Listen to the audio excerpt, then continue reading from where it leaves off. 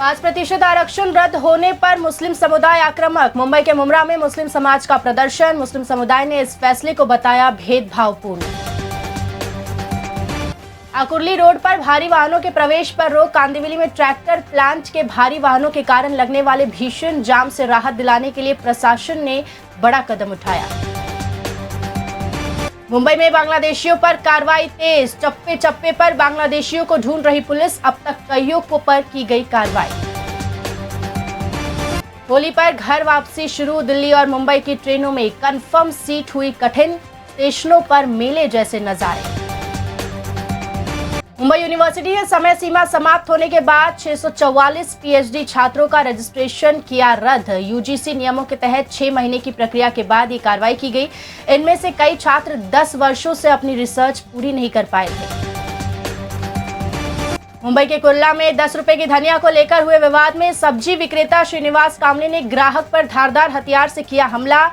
सिर में चोट लगने के कारण पीड़ित अस्पताल में भर्ती। पुलिस मामला दर्ज कर आरोपी की तलाश में जुटी।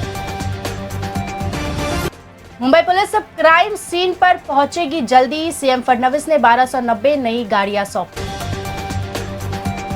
विरार के फुलपाड़ा इलाके में एक अज्ञात व्यक्ति की बॉडी मिलने से फैला तनाव। एक हफ्ते के भीतर ये छठी ऐसी घटना। स्थानीय लोग पुलिस गश्त बढ़ाने की कर रहे मांग।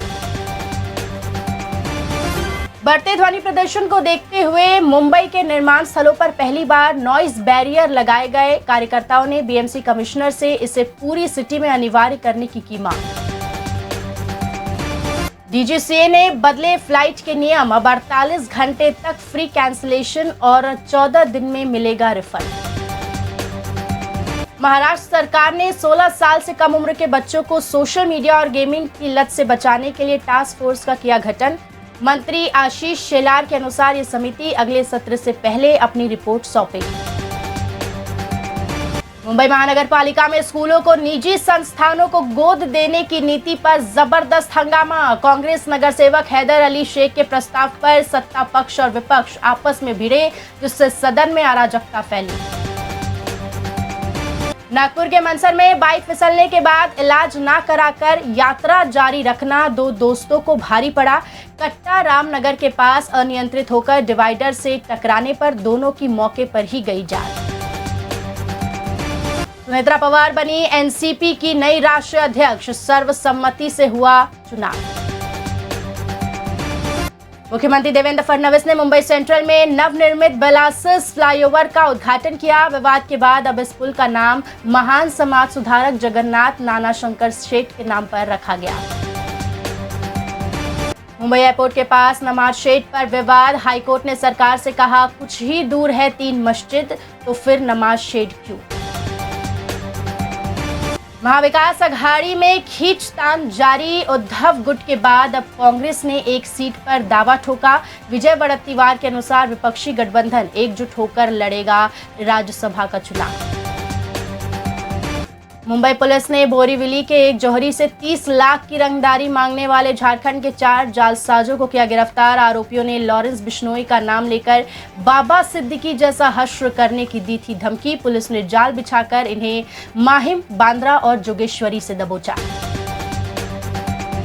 नांदेड़ में अश्लील फोटो के जरिए शादी का दबाव बनाने और ब्लैकमेल करने से परेशान होकर 16 वर्षीय छात्रा ने दे दी जान। पुलिस ने मुख्य आरोपी युवक सहित 5 लोगों के खिलाफ मामला दर्ज किया। दादा के विकास के सपनों को अधूरा नहीं छोड़ूंगी और समाज के हर वर्ग को साथ लेकर चलूंगी। राष्ट्रीय अध्यक्ष चुने जाने के बाद भावुक हुई सुनेत्रा पवार। उप मुख्यमंत्री एकनाथ शिंदे ने साल 2026 को भर्ती वर्ष घोषित किया। अब तक 85,000 से अधिक नियुक्तियां हो चुकी है और जल्द ही 75,000 नई सरकारी नौकरियों की प्रक्रिया शुरू की जाएगी। द केरल स्टोरी 2 की रिलीज पर लगी रोक। हाईकोर्ट ने सेंसर बोर्ड को लगाई फटकार। महाराष्ट्र सरकार सड़क दुर्घटनाओं को 2030 तक 50% कम करने की योजना पर कर रही काम। जनवरी 2026 में मौतों में 8.05% की गिरावट दर्ज की गई।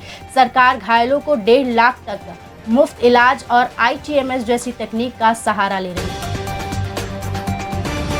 कल्याण के बैल बाजार में फरदीन शेख नामक छात्र पर 2 युवकों ने धारदार हथियार से किया हमला। बहन को स्कूल छोड़कर लौट रहे फरदीन को क्या देख रहे हो कहकर रोका और मारपीट की। पुलिस आरोपियों की तलाश में जुटी।